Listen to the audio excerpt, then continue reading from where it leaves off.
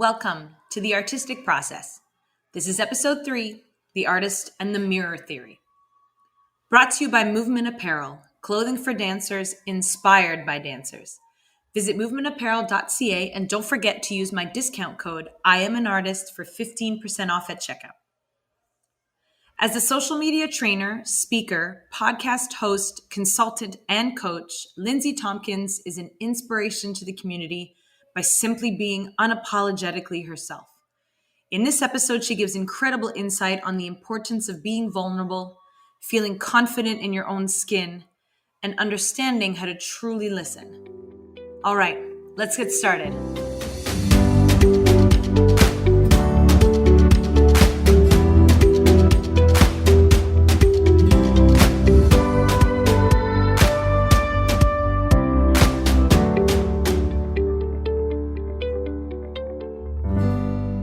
So excited to welcome Lindsay to the podcast. How you doing, baby girl? I'm good. Thank you for having me. I'm excited. I'm so excited. So you and I kind of officially connected last summer at the Army of Sass Annual Summit in Vegas. Mm-hmm. And I absolutely fell in love with everything you are and everything you stood for.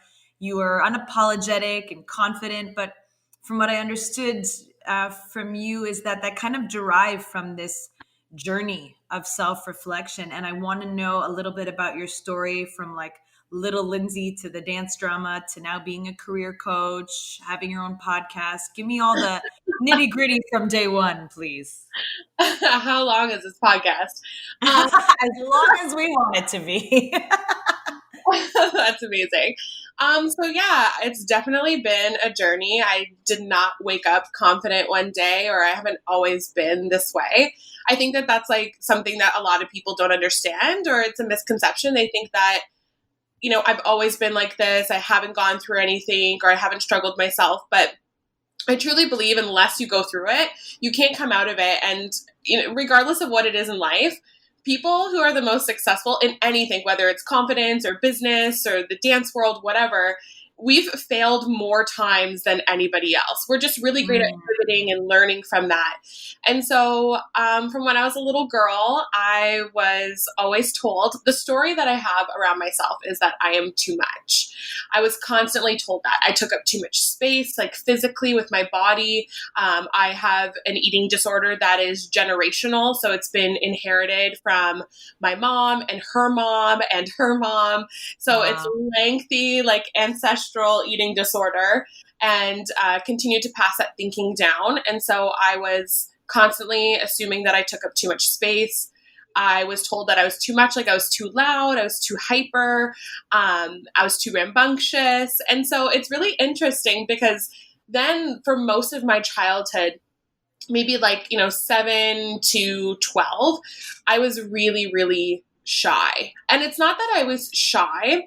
It's just that I forced myself to be so quiet because I was told for the first part of my life that I was too much and I was too loud and you needed to be quiet. And so I really suppressed that. And I think a lot of times when we look at children and we're like, oh, they're just like naturally quiet. Like, oh, she's so sweet and introverted and she just wants to play quietly. It's not always because that's just inherently who they are. It's, like this nature versus nurture. I was nurtured to quiet my voice. I was nurtured to be small, but because that's what I learned from my mom. And I love my mom. She did absolutely the best that she could. She inherited so much of this thinking from her mom, and through, so much healing, I've learned to forgive her because I carried a lot of resentment. Yeah. So she, was constantly putting me on diets. She, would like reward me with money if I lost a certain amount of weight. And I was always like a very healthy child. Yeah. And so it's like the chicken and the egg, when I tried to talk to her about it later in life and how that really affected me, she was like, but you came to me and you asked for help. And part of that was 100% true, but it's because of like what she was feeding back to me. And I think that my mom just really saw herself in me and was really like, I don't want Lindsay to be fat, because to my mom, fat is bad. And like, we need to be afraid of fat. And so I have had to, that's been my story for like most of my life. And I've had to really like consciously unlearn it. And it didn't matter what size that I was. I always seemed to attract like that sort of commentary. Because even when I went into I danced my entire life. I grew up as a dancer and, a studio rat, competitive kid. And I remember when I moved to Toronto, it was the same thing. My nickname in Toronto amongst my group of friends and people that I danced with was 20 pounds because they were, I know, they're like, if Lindsay could just lose 20 pounds, she would book more, or she would be like more desirable to artists or to booking agents and a variety of different things. And so it was constantly a challenge. And I didn't let myself, pull back from who I was. I was always trying to pivot and like find myself. And, I've been every single weight from 200 plus. I'm currently like 200 pounds to 120 pounds at my lowest as an adult. And my confidence never really changed with the number. And I really thought that it would. And I thought that like if I got really thin, I would just book everything. I would be successful professionally. I would call in the perfect partners. Everyone would like me and want to be around me. But it didn't happen. Like none of that happened. And so a few years ago when I really was like, I need to do some inner healing work. I need to forgive a bunch of people, understand. Because even like, looking at people in the dance world, for example, was it okay? Things that they were saying? No. But did it stem from their own unhealed, parts of their life, from things that they were told as children? 100%. And I can have empathy for that. And so learning as an adult, like, I don't have to keep living this story. Like, I'm a fucking adult. Like, I can go back and, go through my memories and be like, who told me this and when? And recognize that it's not my original thought. It's not, this is what Lindsay believes about herself. This is what somebody else believes about themselves. And they used me as a mirror. And then I absorbed that. And I can actually let go of it and I can release it. And so, yeah, this has become my mission in my life, is to help people unlearn their trauma and drama and turn it into their passion and profit, and to show up really vulnerably in life, because I do really believe that that's the secret sauce to success. Like, and no matter what you're doing, it's just the confidence to be vulnerable, to own your shit and just be so unapologetically you, because people are attracted to confidence. And what you put out is really what you get back. So anytime I was dating losers, or anytime I wasn't getting, jobs that I wanted or anything like that, it's because that's what I really believed about myself. And so when I learned to change those behaviors and those thought patterns and really rewire those thoughts, I was able to wake up with so much more purpose and actually learn to like myself. Wow. I mean, super key and super important. How do we feel like other people can love us if we don't love ourselves? And I love what you said about confidence does not derive from size. You can be the skinniest you've ever been, and one, be perhaps unhealthy, and two, still not feel good about yourself. And your journey to self-acceptance and body image is major. And one of the things that also resonated with me is about this unlearning. So the things that we grow up with, our experiences, we cannot control our upbringing in that sense. And we do get to a point where we're like, maybe this isn't how I feel about myself. And that's what I hear from you. And that's what you want other people to hear and other people to see. And there's a post on your feed, which I love, which is, the top 10 reasons why a woman might have a larger quote unquote body. And the last four are none of your business because we're basically here to, you only have one life, you have one vessel, you have to treat it properly. And one of the biggest, I think, people right now, as far as using her voice in this matter, is Lizzo. She says, I'm working out to have the body I want, not the body you think I have or you think I should have. And I feel like that's something that you also embody, because especially as a dancer, oh my Lord, are we told to look a certain way. I know it's for men and women, but I think for women especially, it's really, really tough to want to be whatever size you want and make it in this dance world. Was that like a huge turnoff for you? 100%. It was hard because, you're going into, especially like, for most people, they're starting to get into the professional world around like 16, 17, and you still don't know yourself then. And you're still people pleasing and you're trying to make yourself really likable, and constantly hearing that it was about my weight was really detrimental to like how I felt like I could show up. And then, but also like when I look back, understanding that I carried a lot of that myself. Like I started a lot of those conversations around, oh, like I'm like heavier, or I'm a thicker girl. And it's, kind of like when you're ashamed of something, or where you don't want people to point it out, and you bring it up first. And I feel like I also did that a lot, and I didn't feel safe. I remember people saying, oh my God, like just imagine, Lindsay, how much better you'll be able to move and dance when you lose 20 pounds, or, picture yourself now and like what that could look like, and just constantly wanting to fit in. And I feel like, especially in Toronto, the culture was just so hard to penetrate. Like it wasn't really like open and accepting, and there was cliques, and you were trying to find your way. Another nickname I had was Disney, because I came from a studio background, so I got made fun of for that as well. People are like, goodness. "No audition for Disney. Like, what are you doing here?" So it was constantly trying to find like who I am and to be accepted, but to really just accept myself and the misconceptions around body. And I remember even as a little like dancer, being told by my ballet dancer, like he was very Russian, and was like, Lindsay, you are the best one in the class, but you have to go to the back because you are a big girl.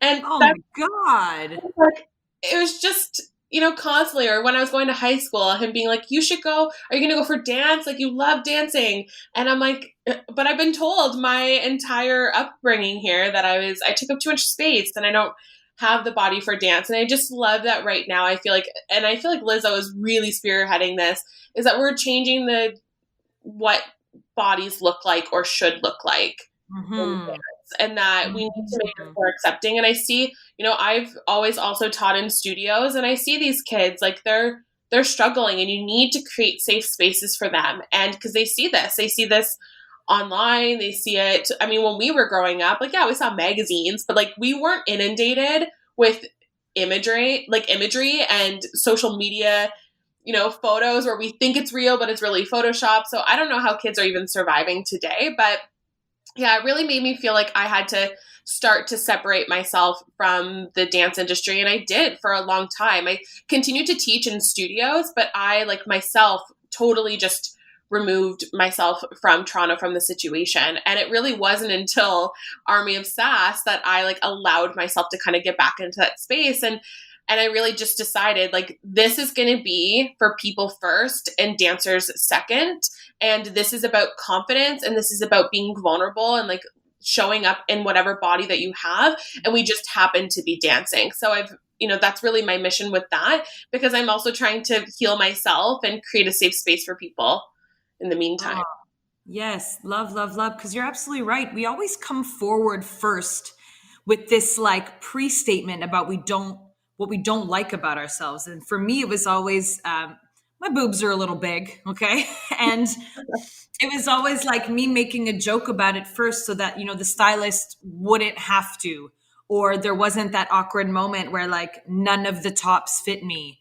And like, that was my life. I would always bring my own tops or bring my own bras, because I knew that one size fits all costume was not going to fit me. And it was the same thing where I had like a bit of, a more muscular body type, because I'd done sports for the first 18, 20 years of my life.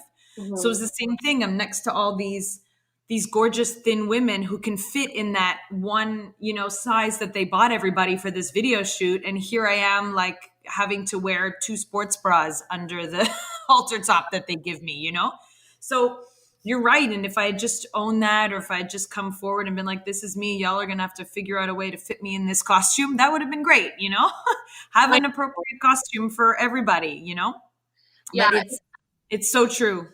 Yeah, we definitely, like, we assume that everyone thinks about us as much as we think about ourselves. I remember even in terms of dating, there was this guy that I'd always thought was like so cute and always had a crush on him. And when I lost a bunch of weight, but at the same time, I was also like really starting to dig into my healing and I was doing a lot of work on myself. And he asked me on a date. And so I was like so excited. I was like, this is, all my hard work has paid off. Like, I'm so glad that I lost 60 pounds. And I remember on our first date, like he said to me, I've actually really been wanting to ask you out for some time. And I'm like, well, what do you mean? Like, you wanted to like months ago? And he was like, yeah. And I'm like, but I was fat. Like, why would you have wanted to date me then?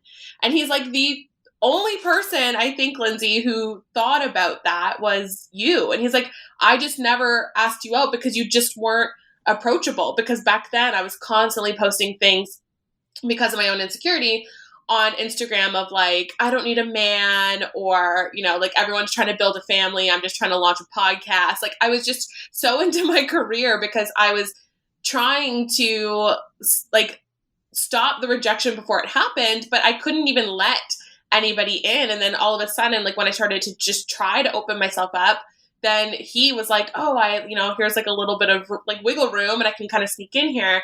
But it was a really big eye opener for me that I am the only person who thinks about my weight this much. Huh. That's such a big one. We do kind of do that overthinking, and it's so self-detrimental because what we're constantly worried about might not be worrying anybody else. And if you think about it, a lot of that times when, you do small groups in a class or you're trying to do all these things and, no one really cares about what you're doing. Everybody's caring about themselves, and it's so true when you say, what it is that's bringing us down is our own mentality. Yeah. It's so nuts.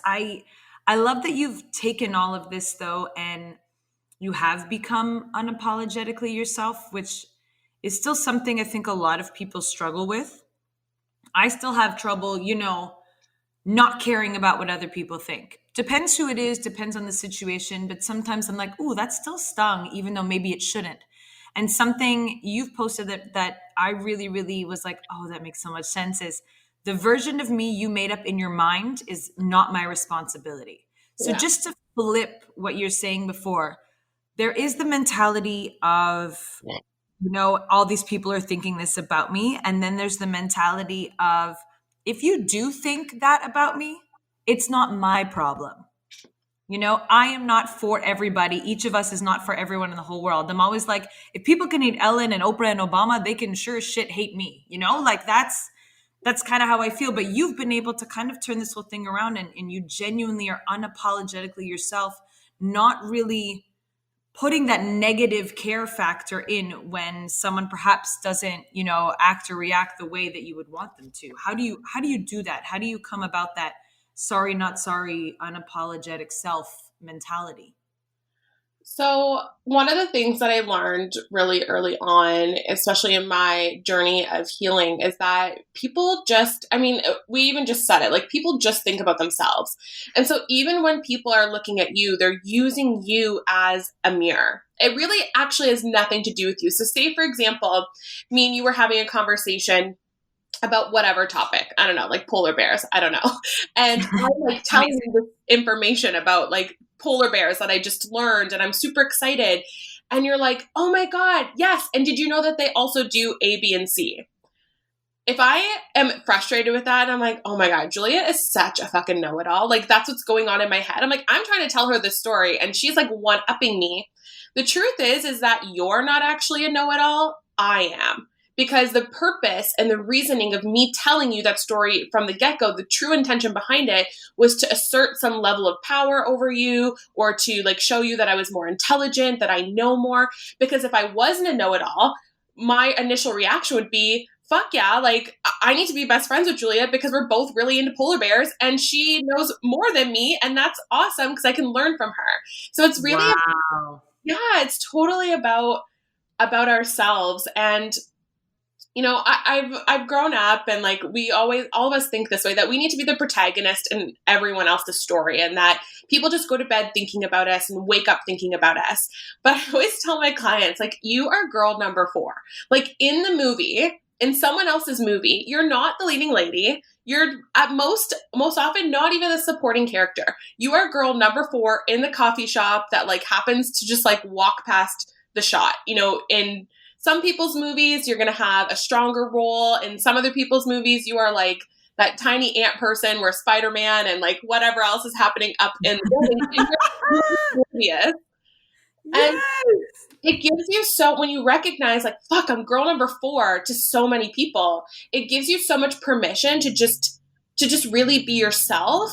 And when you're in those interactions with people that they're judging you or they're making up these assumptions about you, I've learned to just be empathetic. And again, like I even like physically picture myself like I'm the one holding a mirror and they're looking at themselves, and that's who they're fighting with, not me. And it usually means that they don't have strong boundaries. They haven't done, the inner healing work. And I can empathize with that. Like they just don't know what they don't know.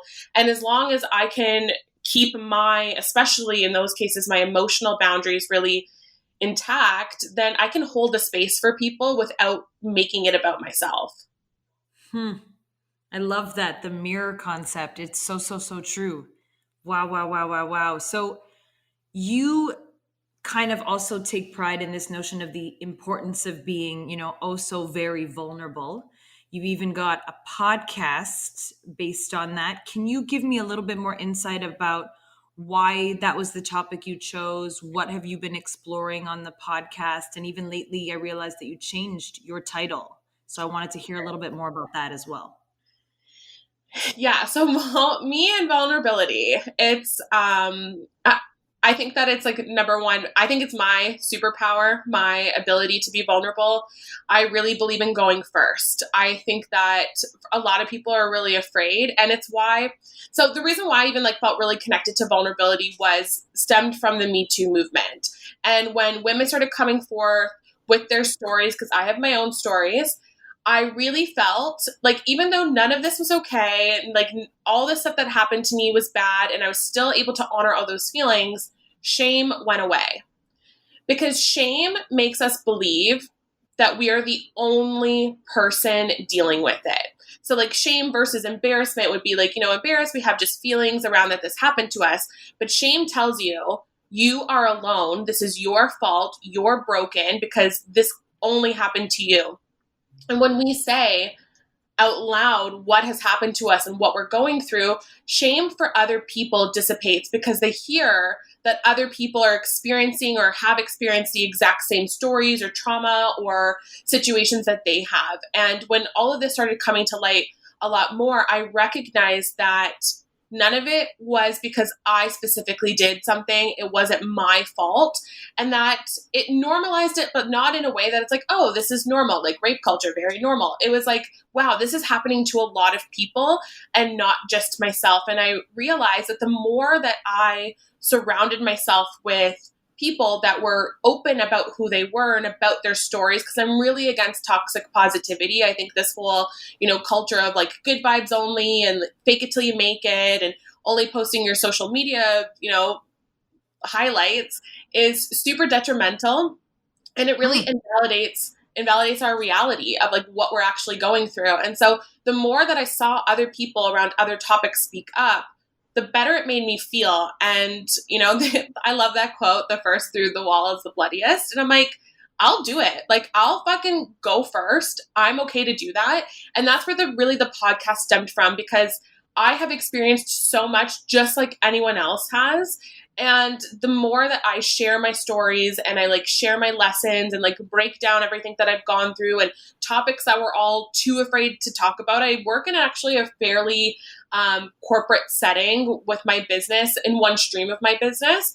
And I still show up on Instagram in my underwear and I still talk about the hard things. And I've had to say to clients, I've had many clients fire me because of my Instagram.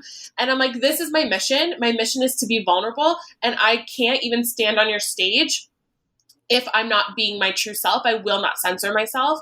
And so that's where that mission really came from, is like, I'm just going to go first. I'm going to share my lived experiences in hope that I can remove shame from like anyone who listens to my story. And so that's why, yeah, my podcast is called The Very Vulnerable Podcast. Oh, I really like how you're saying things like we should be normalizing vulnerability. Like that should just be legit, there should be no shame in being exactly who you are and wanting to break down those barriers. And what I also admire about you is you are great at, learning and changing and growing. And you came forward also about the reason why you changed the original name of your Yeah. podcast. Can you let me know a little bit more about that? Yeah, so the podcast originally launched as Vulnerable AF, vulnerable as fuck. It was something that I said quite often. And I know that sometimes, like, how vulnerable I am, people are like, it hits them in the face. Like, they're always surprised. And so I felt like at that time that it was a really, a great title for the podcast and embodied my mission. But I since learned with everything with the Black Lives Matter movement, I was definitely blind to and deaf to a lot of things that I just wasn't putting in the time to learn. And I can be vulnerable about that. I can say, like, was not doing enough. I was not paying enough attention. And I was on an Instagram live with I Am Jam Gamble, and it's Vivian K. And they were talking about Black vernacular. And they were going through some different examples like, hey sis, hey girl, on fleek, woke, like all these different things. And Vivian was like, pretty much if you have to say it really sassy, it's probably Black vernacular. And instantly I thought of my podcast. So I did a quick little Google search. I looked up, is AF or as fuck Black vernacular? And it was. And it was a no-brainer. Like, in that moment, I was like, if I take these women seriously, I take this movement seriously, this is really important to me to actively do anti-racism work, because it's not just about, like, identifying it. We have to actually, like, help dismantle it. So it was an easy change right away. That weekend, I heard about it, I think, on a Friday. And by the Saturday, I had changed everything on my podcast to the Very Vulnerable Podcast. And I got the artwork just a few days ago. And yeah, my word is everything. And it's okay for me to pivot and to learn, but I also want to make sure that I really stand on my core values in who I am as a human being. And so it was a really simple, quick, easy change for me to do, but a really important and significant one. And I think more people need to be doing that type of research and searching and changing and growing. And because you have this platform, you have the ability to, really speak out and really show a great example, which I think is very, admirable of you. And I think that there's this preconceived notion that once you have a stance on something, there's some sort of weakness in changing or altering that stance, but it's actually quite the opposite. You very firmly said, nope, that wasn't the one. And I swapped it out right away and off I go. Why do you think people have so much trouble doing that right now? Just kind of acknowledging that something wasn't right, or acknowledging that they said something and learning from it and growing. Why do you think that's so tough for people? I think just the concept of being vulnerable is really hard. People don't want to admit that they were wrong. They don't want to be a hypocrite. And I posted the other day, I encourage everyone to be a hypocrite right now. We need to normalize changing our minds and somebody telling us something. So many of us rather fight to the death over our opinion, even if we find out that our opinion is wrong or what we thought was wrong. And I had a lot of messages from white women who messaged me about my podcast name change, and they were like, you are looking into this too much. This is your personality, you're high vibe, you're energetic. This is just our culture. It's not Black vernacular. And they were really, really defensive for me. And again, I go back to the imagery of I was just holding a mirror for them. I was showing them that there's parts of their life where they have appropriated the culture, or they have been either racist or just at least like not anti-racist, or, you know, not educated about these subjects. And so me moving forward and like growth and owning that I was wrong made them feel like that they were wrong and they didn't want to face that. And so even like the amount of messages I got, I'm like, these aren't even about me. This has nothing to actually do with my podcast. This is people trying to make their own defense against how they live their life and the things that they may have said. Because we do have, it just builds shame. We feel so ashamed of ourselves, and shame tells us to hide. Shame tells us like, this is secretive, tuck this away, pretend it didn't happen, or fight against it. And we need to learn to just let that go and to like let our guards down. And I think that it's just been since childhood. I think that that's how we were raised, and maybe the, you know, the family that they were raised in, but we're adults and we absolutely can choose to do the work. And the Black community right now, they're not looking for us to be perfect. They're not looking for us to erase maybe things that we did before. They're just wanting us to be better. They're holding the space for that. And we need to show up. This is like a humans issue. Like if I hear one more time, this is a political issue, I'm going to like lose my mind. But they're accepting of us saying like, yeah, that wasn't okay. And I changed this. And so I think that like if we admit it, then maybe we're going to get hate for it. Like me putting it out there, that people are going to message me and say, I can't believe you used Black vernacular. You're a racist. You're this, you're that. But that wasn't the reaction. I got defensiveness from white women who I knew that it was about them.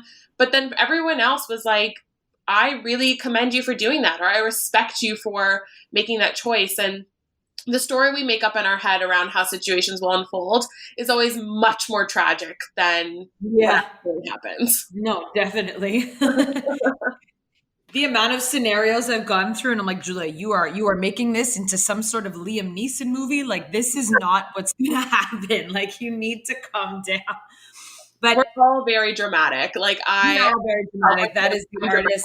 Yeah, that is the artist in all of us. I already know Sandra Bullock will play me in a movie. Like, I'm ready.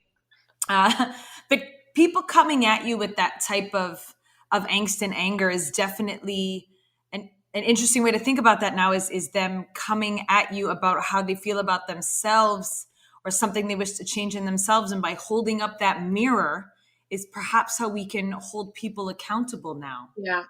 Kind of showing them, you know, I'm still someone that firmly believes in acting from a place of love and kindness. And that can be hard when you're faced with anger. You know, you want to automatically bounce back with that same energy. And I have to kind of swallow it sometimes. Just see where people are really at. You know, they could also have been having a bad day, whatever it may be. But holding up that mirror to ourselves from time to time and really kind of looking into it and checking in and revisiting, and then holding up that mirror to others who are coming at you with certain stuff could be an interesting way to hold them accountable. 100%. And it really, like, I love the imagery of it because it allows you to hold the space, but it gives you that extra barrier of like that boundary. So it actually separates me from you. Like, that is what a boundary is. Like, what distinguishes me from you, whether it's like emotional or physical or relational, whatever that is. And, you know, if me and you, let's say you came to me and you were upset with me, for me to like even visually be like, okay, I'm going to hold this mirror up for Julia. I'm going to hold the space for you to be in your feelings. And then I'm just going to stand here for you. But even the imagery of me physically holding something between us allows me to maintain that boundary and be like, this isn't about me. This is about Julia and how like her past experiences. Because even when we have a conversation, there's so much that goes into it. It's like, I think of what I want to say. I speak it. You hear it, you filter it through your own experience, formulate your own, next decision or statement, and then you deliver it. And it keeps happening. Everyone listening to this podcast right now, they're listening and they're hearing every word, but they're it's filtering through their own lens and they're applying it to their own life, or they're thinking of like, oh yeah, I've been in that situation, or yes, I felt that way. And the more we just recognize that people are like digging into their own selves, we can really hold that space. And it's an easy way. It's an easy and kind way to hold people accountable. I had a client, for example, the other day, who is going through some things, and she's a part of a group coaching program. And so she wanted to bow out of the group coaching. And I said, everything is recorded. If you don't feel like you can show up live, 100% I honor that. But you'll get all the replays and you get to keep that for life. And she was like, well, so I'm not going to get a refund. And I said, no, like I have to, stick to my boundaries and like what we agreed upon, but I can be flexible with payment, etc. And she got really, really uncomfortable, and it made me feel uncomfortable because then I wanted to go into people pleasing, and I'm like, well, maybe I should just give her the refund, or maybe I should just really try to overly make her happy. And I was like, no, this is my boundary, and she's uncomfortable because she has a lack of boundaries. And later on that night, because I held my space and I said, because she said to me too, oh, like, don't you want to know what's going on? And I said, if you feel comfortable, I can definitely hold the space for you. And she came back a few hours later and was like, hey, listen, I know that I got kind of angry with you about the refund and all that, but I really actually admire the value that you hold in yourself. And I realized that when you put up that boundary with me, it made me feel chaotic. And I'm like, yes, that's because you don't have boundaries. And she's like, fuck, I don't. So again, it's like, I could have went into full people pleaser mode, but I just continued to stand my ground. And we don't have to call people out to hold them accountable. We just have to hold the space. I like that. Hold the space. Hold the space for yourself. Hold the space for others, allowing those boundaries and understanding that they're healthy. Mm-hmm. That's a good thing. I think that people pleasing notion comes out in a lot of us. I have a bit of a hero complex. I'm constantly trying to save everyone and everything, and then realizing that I don't set those boundaries, and I end up carrying all this stuff on my shoulders and crumbling to the floor because I have this innate urge to have to save everything. But same thing, I have to, as I hold space for others to kind of help heal themselves, I have to hold that same space for myself and set boundaries for myself. And that's such a great way of thinking, especially as we go forward to try and make changes.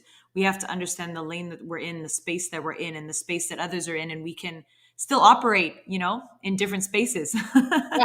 And people don't want to be saved. Like people want to find the confidence to save themselves. Like think about, the last time something really like shitty happened to you, and say you told me about it, and I'm like, Julia, it's fine. Like, this happened to me too. And like, here's what I did. Here's what you need to do. Why don't we go do this? And why don't we go get our nails done and just be happy?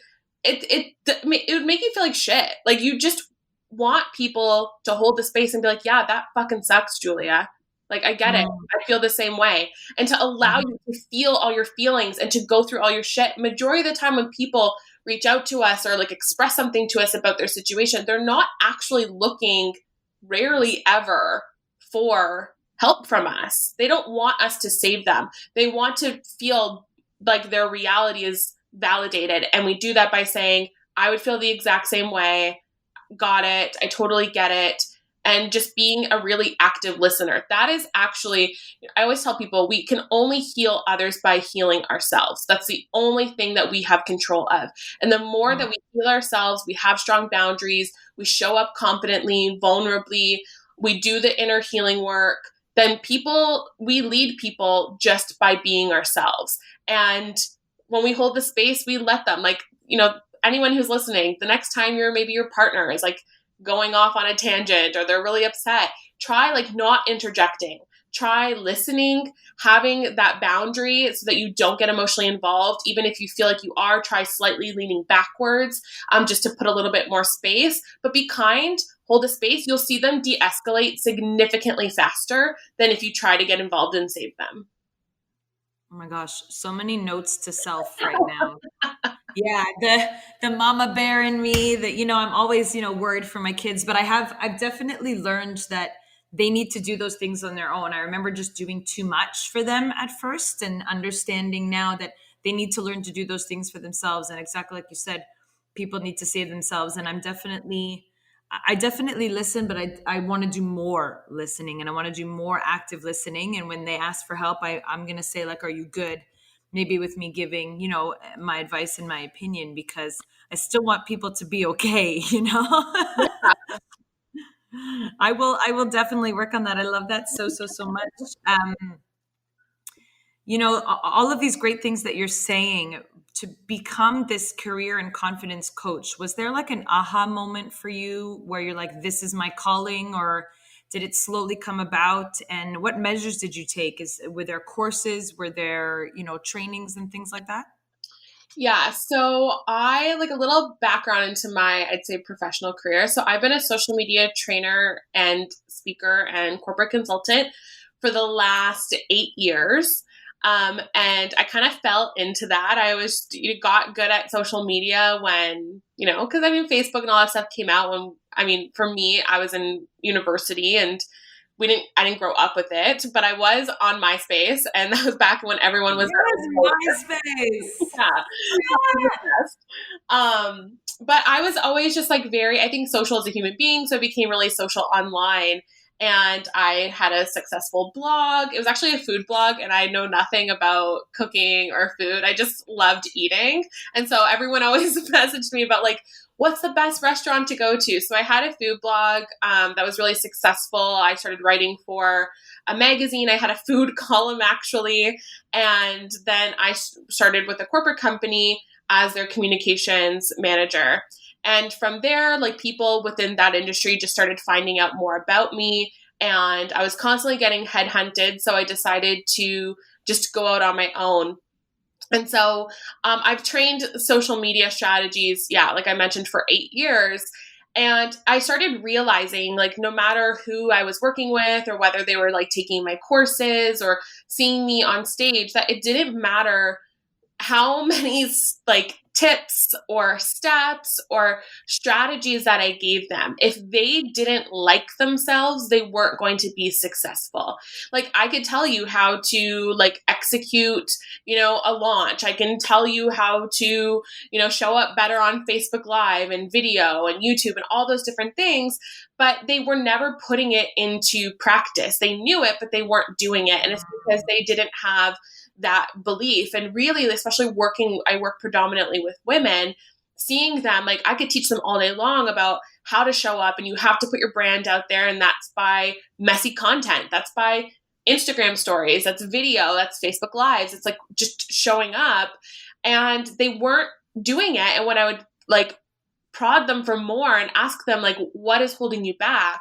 It was, well, I need to lose weight first, or I need to get my hair done, or, I need to do this, or that. And actually one of the stories that I tell a lot from stage is one of the first videos that I had ever done.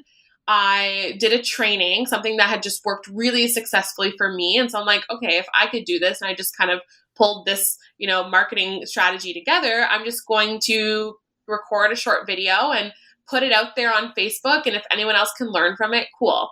I didn't really have like followers at the time. And so it didn't really matter to me to just kind of put myself out there. And I watched the video back because there was no Facebook Live back then. It was just pre-recorded. And I did the worst thing you could do. I like watched it. When you watch yourself, you're like so cringy. And I don't know any of you that are listening, if you're like me or if you're like me, Julia, I have to get my lip waxed. And when you have to get your lip waxed, one day you are good. The next day you are no longer good. Like all of a sudden you become it happens like boom. Yeah. Yeah. It's like, does it grow under the skin and then like puff out? I don't know. And so it waits for a time where you need to do an important video, and then it goes, hello. So I literally watched this video back. I had long hair, and I'm like, I look like, and like pretty much a goatee. I'm like, I look like I'm auditioning to be an extra on Pirates of the Caribbean. Like, I don't know what's happening in this video. And I'm like, you know what? Fuck it. Like, nobody follows me. Worst thing that could happen is my mom shoots me a message being like, you need to wax your upper lip. Like, that's literally the worst that could happen. But I remember being really fearful and really judgmental about myself. And I posted it and I went to bed and I woke up and it went viral. It had been seen over 100,000 times pretty much overnight. People were like sharing it like crazy. And I spent honestly the next 3 days looking through every comment and every person who shared it in the comments under there, determined to find somebody talking about my mustache. And no, I did not find one single comment. Like nobody. And I recognized in that moment, like, whoa, nobody cares about me that much. People hear the training or they hear the concept or the story and they're applying it to their own life. And I'm significantly harder on myself than anybody else is. And so when I realized that's what was holding me back, that's what was holding so many people back from just building success in their life, this is where I started to pivot. And I'm like, I need to bring in more personal development and confidence training. And so that's why I call myself now a confidence and career coach, because again, it's like, goes back to how I opened the podcast, and my true belief is that your secret sauce in business and in life is your courage to be vulnerable.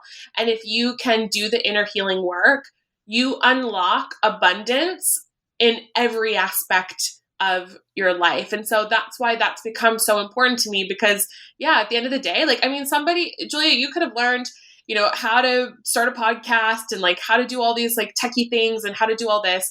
But if you didn't believe in yourself, if you didn't believe in your voice and that your voice here was important, and that you didn't believe that you were the person capable of holding space for other people to come on and share their story, it doesn't matter if you know how to put a fucking podcast together, you wouldn't have done it. But because you have that confidence, it works in the opposite way. You actually don't hold yourself back from needing to know every little step. We can learn along the way. You can go like, I'm going to start a podcast and know nothing about it. I have the confidence to know that like I'm allowed to fail, to make mistakes, and to keep learning.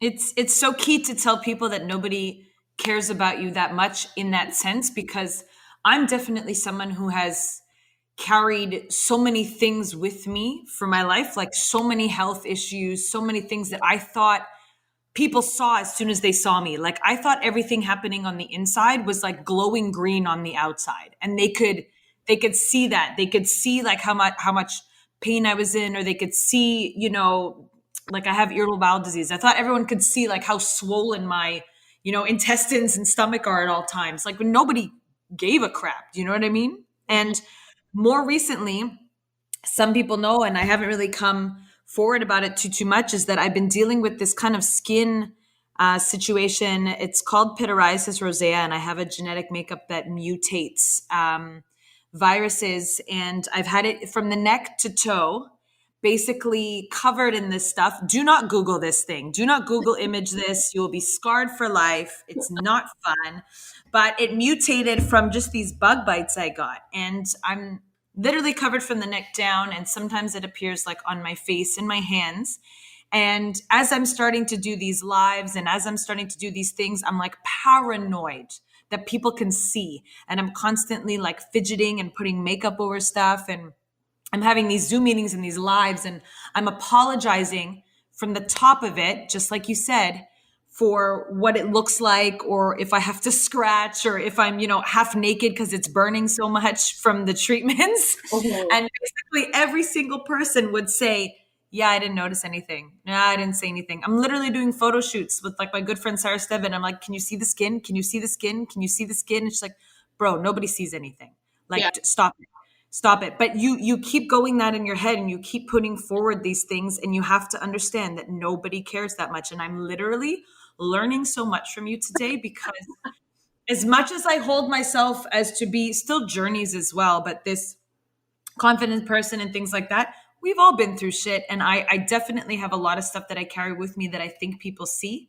And I think when people say those little comments to me, it's like, or people comment, it's as if they see all of the baggage that I'm carrying, or all of the things that I'm ailing with. And I automatically kind of like become, I succumb to the negativity, whereas they probably don't mean that in any way, shape, or form. They're not thinking about that. They don't see my skin. They don't see this, and because I don't see that in other people.